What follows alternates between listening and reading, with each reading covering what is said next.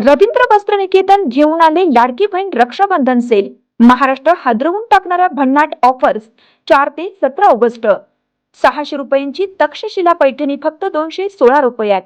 Crunchy Insta trend sari फक्त 441 मध्ये. Dola silk sari फक्त 396 मध्ये. कल्याणी सिल्क साडी फक्त 693 मध्ये. विशाल साडी 749 मध्ये. लेडीज ट्रेंडिंग कॉट सेट फक्त 296 रुपयात. 3 पीस ड्रेस फक्त 396 मध्ये. जेंट्स शर्ट एक घ्या एक मोफत. रवींद्र वस्त्रनिकेतन, सलगरे व शाखा. पृथ्वीराज पाटील यांनी मंगळवारी काँग्रेसच्या शहर जिल्हाध्यक्ष पदाचा आणि पक्षाच्या सदस्य पदाचा राजीनामा प्रदेशाध्यक्ष हर्षवर्धन सपकाळ यांना पाठवलाय. बुधवारी ते मुख्यमंत्री देवेंद्र फडणवीस यांच्या उपस्थितीत भाजप पक्षात प्रवेश करणार आहेत. पाटील आणि त्यांचे समर्थक मुंबईला रवाना झालेत. पृथ्वीराज पाटील गेल्या 2 महिन्यांपासून भाजपच्या संपर्कात आहेत. 2 वेळा पक्षप्रवेशाचा मुहूर्त निघाला होता, पण भाजपमध्ये काहींनी विरोध केल्याने प्रवेश लांबला होता. मात्र आता यावर तोडगा निघालाय. भाजपाचे प्रदेशाध्यक्ष रवींद्र चव्हाण सोमवारी सांगलीत आले होते. त्यांच्या समवेत पालकमंत्री चंद्रकांतदादा पाटील, ग्रामविकास मंत्री जयकुमार गोरे होते. यावेळी पृथ्वीराज पाटील यांच्या भाजप प्रवेशावर शिक्कामोर्तब करण्यात आले. प्रदेशाध्यक्षांनी बुधवारी मुख्यमंत्र्यांच्या उपस्थितीत भाजप प्रवेश होणार असल्याचं जाहीर केलं. त्यानंतर मंगळवारी त्यांनी काँग्रेस शहर जिल्हाध्यक्ष आणि सदस्यपदाचा राजीनामा प्रदेशाध्यक्ष हर्षवर्धन सपकाळ यांच्याकडे पाठवलाय. तर पृथ्वीराज पाटील आणि त्यांचे समर्थक मुंबईला रवाना झालेत. बुधवारी भाजपच्या प्रदेश कार्यालयात दुपारी 3 वाजता पृथ्वीराज पाटील आणि समर्थकांचा भाजप प्रवेश होणार आहे. मुख्यमंत्री देवेंद्र फडणवीस आणि प्रदेशाध्यक्ष रवींद्र चव्हाण यांच्या उपस्थितीत त्यांचा पक्षप्रवेश सोहळा होणार आहे. प्रसिद्धी मिळते म्हणून आमदार जयंत पाटलांच्यावर आरोप करत सुटण्यापेक्षा ज्यांनी सत्ता आल्यावर धनगर समाजाला आरक्षणाचा प्रश्न मार्गी लावतो असं आश्वासन दिलं, त्या मुख्यमंत्र्यांना समाजाच्या आरक्षणाचा जाब विचारावा. यापुढे पातळी सोडून बोलाल तर जशास तसं उत्तर दिलं जाईल असा इशारा राष्ट्रवादी काँग्रेस शरदचंद्र पवार पक्षाचे सांगली जिल्हा ग्रामीण युवक अध्यक्ष विवेक कोकरे यांनी पत्रकार बैठकीत दिलाय. रविवारी सांगलीमध्ये झालेल्या भाजपच्या प्रवेशाच्या कार्यक्रमात आमदार गोपीचंद पडळकर यांनी आमदार जयंत पाटील यांच्यावर आरोप केला होता. त्या आरोपाला उत्तर देताना कोकरे म्हणाले, आमदार गोपीचंद पडळकर हे फक्त वाचाळवीर आहेत. त्यांच्याकडे विकासाचे विचार नाहीत, फक्त टीका करायची इतकाच उद्योग आहे. त्यामुळेच ते कायम शरद पवार आणि जयंत पाटील यांच्यावर आरोप करत असतात. त्यांना विकासाचं देणं घेणं नाही. काही दिवसांपूर्वी विधानसभेत केलेला प्रकार यामुळे समाजाची, सांगली जिल्ह्याची आणि ज्या जत तालुक्यातून ते निवडून आले त्या तालुक्याची बदनामी केली, नाचक्की केली.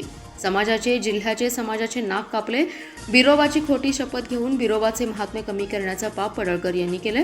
गतवेळच्या लोकसभा निवडणुकीसाठी जयंत पाटील यांच्याकडेही मागे लागले. त्यानंतर वंचितचा रस्ता पकडला. वंचितकडून निवडणूक लावताना भाजपवर आरोप केले. आता भाजपवर त्यांचं प्रेम उफाळून येते. त्यांनी नेत्यांवर टीका करताना तोंड सांभाळून बोलावं असा इशारा विवेक कोकरे यांनी दिलाय. सांगली जिल्ह्याचा वार्षिक जीडीपी सध्या 67,000 कोटी असून तो आपल्याला 1,77,000 कोटी रुपयांवर नेण्यासाठी प्रयत्न करावायचा आहे. त्यासाठी बाहेरचा पैसा आपल्या जिल्ह्यात येणं अपेक्षित आहे. जपान, जर्मनीप्रमाणे आपल्याला आपल्या जिल्ह्यावर लक्ष केंद्रित करण्याचं तंत्र अवलंबून सांगली जिल्हा समृद्ध करण्यासाठी सर्वांनी प्रयत्न करावेत. सांगली पॅटर्न ब्रँड तयार करून शेतकऱ्यांचं उत्पन्न वाढवणार असे प्रतिपादन जिल्हाधिकारी अशोक काकडे यांनी आज केले.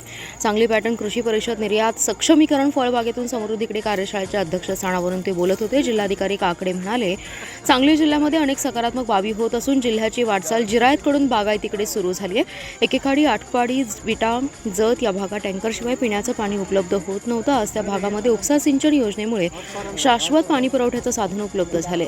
जेव्हा शेतीसाठी पाणी नव्हतं त्यावेळी जिरायत पिकाशिवाय पर्याय नव्हता, परंतु आता शेतीसाठी पाणी उपलब्ध झाल्याने शेतकऱ्यांना मार्ग दाखवणं अत्यंत आवश्यक आहे.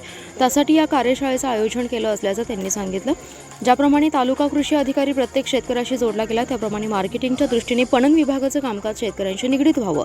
पणन विभाग प्रत्येक शेतकऱ्याशी जोडला जावा. कृषी आणि पणन एकत्र आल्यास काढणी पश्चात तंत्रज्ञानाद्वारे शेतकऱ्यांचे आर्थिक उत्पन्न मोठ्या प्रमाणावर वाढण्यास मदत होईल.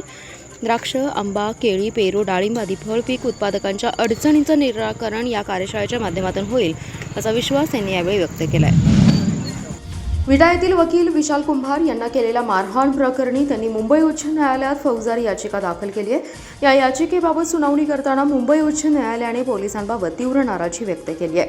तसेच विशाल कुंभार यांच्या घरातून जबरदस्तीने नेलेला DVR उद्याच्या उद्या म्हणजेच बुधवारी कोणतीही छेडछाड न करता जशाचा तसा उच्च न्यायालयात हजर करण्याचे आदेश न्यायमूर्ती घुगे आणि न्यायमूर्ती गौतम अखंड यांच्या न्यायालयाने दिलेत. उच्च न्यायालयात वकील संघटनेतर्फे ॲडव्होकेट अनिकेत निकम आणि ॲडव्होकेट सुदत्त पाटील हे काम बघतात।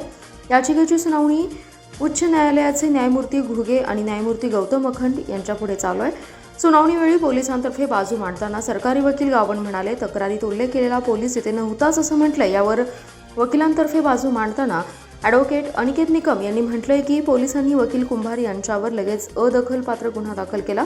मात्र पोलिसांनी केलेला गुन्हा दखलपात्र असताना सीसीटीव्ही फुटेजमध्ये स्पष्ट दिसत असतानाही वकिलांनी पोलिसांविरुद्ध तक्रार केलेला गुन्हा दाखल करून घेतला नाही आणि मानवी अधिकाराचं उल्लंघन करून वकिलांना वागणूक दिली। तसेच DVR कुंभार यांच्या घरातून जबरदस्तीने नेऊन कुंभार यांना त्यांच्या मोबाईलमधील चित्रीकरण डिलीट करायला लावलं। जेव्हा कायदा म्हणतो की दखलपात्र गुन्हा केलेला स्पष्ट होत असेल तर दखलपात्र गुन्हा दाखल केला पाहिजे। यावर न्यायालयाने खाकी गणवेश घातला की तुम्हाला खूप पॉवर येते का अशी टिप्पणी केली।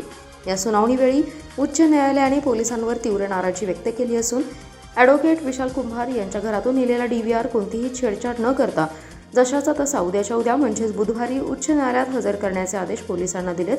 तसेच कोणत्याही प्रकारची छेडछाड आढळली तर कारवाईचे संकेत दिलेत।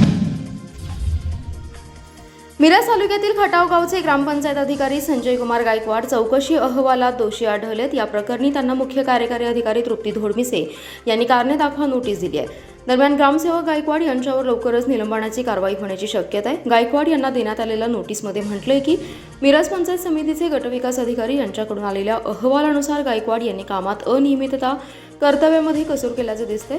ग्रामपंचायतीच्या भरती प्रक्रिया शासन निर्णयानुसार करण्यात आल्याचं दिसत नाही। जनसुविधा आणि नागरी सुविधा या योजनेतून एकाच कामावर अनेक वेळा खर्च झाल्याचे दिसते। अशा विविध मुद्द्यांवर 7 दिवसात खुलासा सादर करावा। मुदतीमध्ये खुलासा प्राप्त न झाल्यास या प्रकरणी आपणास काही सांगायचं नाही असं गृहीत धरून कार्यवाही करण्यात येईल असं म्हणण्यात आले। ग्रामसेवक संजय कुमार गायकवाड यांनी खटाव ग्रामपंचायतच्या कामात अनियमितता केली आहे त्याबाबत चौकशी अहवाल जिल्हा परिषद ग्रामपंचायत विभागाकडे प्राप्त झालाय। मात्र कारवाईस विलंब केला जात असल्याचा आरोप करत ग्रामस्थ परशुराम बनसोडे यांनी जिल्हा परिषदेत CEO केबिन समोर अंगावर पेट्रोल ओतून घेत आत्मदहनाचा प्रयत्न केला होता। या अचानक घडलेल्या प्रकाराने जिल्हा परिषद गोंधळ उडाला। यानंतर संबंधित ग्रामसेवकावरील कारवाईच्या हालचाली गतिमान झाल्या। याबाबतचा चौकशी अहवाल तातडीने सादर करण्याच्या सूचना मुख्य कार्यकारी अधिकारी धोडमिसे यांनी ग्रामपंचायत विभागाचे उपमुख्य कार्यकारी अधिकारी शशिकांत शिंदे यांना दिली होती। चौकशी अहवालात संबंधित ग्रामसेवक गायकवाड दोषी आढळल्याने त्यांच्यावर निलंबनाची टांगती तलवार आहे। 2 दिवसात कारवाई होणार असल्याचं प्रशासनाकडून सांगण्यात आले। लक्षवेधी देखाव्यासाठी प्रसिद्ध असणाऱ्या विट्याचा राजा सार्वजनिक गणेशोत्सव मंडळाने यंदा हत्तींचा विलोभनीय देखावा उभारण्यास सुरुवात केली आहे। नांदणी मठाच्या माधुरी हत्तीच्या विषयानंतर योगायोगाने का असेना पण विट्याचा राजा मंडळाने हा विषय यंदाच्या गणेशोत्सवाचा देखावा साकारला जातोय। त्यामुळे हत्तींचा विलोभनीय देखावा हा यंदाच्या विट्याचा राजाची थीम प्रमुख आकर्षण असणार आहे। हत्तींचा विलोभनीय देखावा उभारण्याचं काम युद्धपातळीवर सुरू आहे।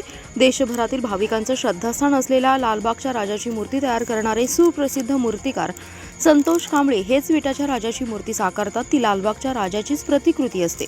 विट्याच्या राजासाठी खास आणि आकर्षक असा भव्य दिव्य सेट उभारला जातो। विट्याचा राजा सार्वजनिक गणेशोत्सव मंडळाच्या भाविकांच्या नवसाला पावत असल्याने विट्याच्या राजावर विटा परिसरातील भाविकांची अपार श्रद्धा आहे। दरवर्षी मोठ्या प्रमाणावर वेगवेगळे व आकर्षक देखावे साकारले जातात। आमदार सुहास बाबर आणि मंडळाचे अध्यक्ष अमोल बाबर, उपाध्यक्ष पप्पू कदम यांच्या मार्गदर्शनाखाली कार्यरत असणाऱ्या विट्याचा राजा सार्वजनिक गणेशोत्सव मंडळाचे यंदाचे 15वे वर्ष आहे। दरवर्षी सर्वसाधारणपणे देखावा हा 6000 स्क्वेअर फूट क्षेत्रात साकारला जातो, पण यंदा भाविकांची होणारी गर्दी लक्षात घेता देखाव्याचं क्षेत्र हे 8000 स्क्वेअर फूट क्षेत्रात साकारलं जाणार आहे। देखावा दुमजली असून यावर्षीची संकल्पना हत्तीवर आधारित आहे। नांदणी मठाची माधुरी हत्ती, तासगावची गौरी हत्ती, विट्याचे गणेश हत्ती यांची चर्चा सुरू असतानाच या देखाव्याला विशेष महत्त्व प्राप्त झालंय। सांगली ते कवठेकण जाणाऱ्या मार्गावर झालेल्या अपघातात खरसुंडी येथील बालेखान गुलाब तांबोळी या वृद्धाचा जागीच मृत्यू झालाय, तर पत्नी परवीन बालेखान तांबोळी या गंभीर जखमी झाल्या। अपघात इतका भयानक होता की बालेखान हे डंपरच्या मागील चाकात अडकल्याने हृदयद्रावक त्यांचा मृत्यू झाला। ही घटना मंगळवारी 11च्या दरम्यान घडली आहे। बालेखान हे आपल्या पत्नीसह दुचाकीवरून तासगावहून सांगलीकडे मुलीच्या घरी निघाले होते। सकाळी 11च्या दरम्यान ते कवठेकणजवळ आले। या दरम्यान त्यांच्यासमोर एक कार होती। या कारच्या समोर ST बस होती। अचानक STने ब्रेक मारल्यावर मागील 4 चाकीने गाडीचं स्पीड कमी केलं। दरम्यान पाठीमागे असलेल्या बालेखान यांना आपली गाडी नियंत्रणात आणता आली नाही. त्यांची समोरच्या 4 चाकीला जोराची धडक बसली आणि पत्नी डाव्या बाजूला तर उजव्या बाजूला गाडीसह ते रस्त्यावर पडले. यावेळी तासगावच्या दिशेने येत असलेल्या डंपरखाली ते सापडल्याने त्यांचा जागीच मृत्यू झाला.